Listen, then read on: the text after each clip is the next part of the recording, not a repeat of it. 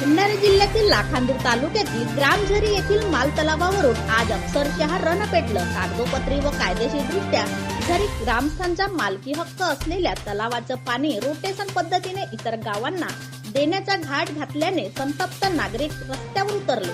आमचा तलाव आमचं पाणी असा एकच नारा देत संपूर्ण गाव आज तलावावर धावून गेला।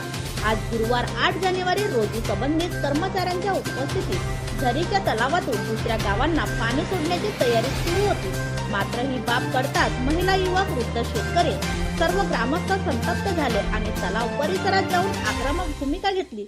घटनास्थळी पाटबंधारे विभागाचे कर्मचारी व नायब तहसीलदार तातडीने दाखल झाले। मात्र ग्रामस्थांनी स्पष्ट शब्दात सांगितले, हा तलाव आमचा आहे, आमच्या जमिनीवर आहे, आमच्या कागदात आहे, दुसऱ्या कुठल्याही गावाला एक थेंबही देणार नाही।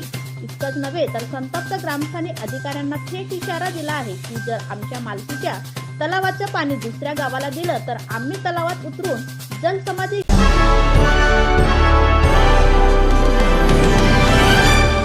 नाव सांगा। माझं नाव राजू मेश्राम आहे। मी झरी या गावचा रहिवासी आहे।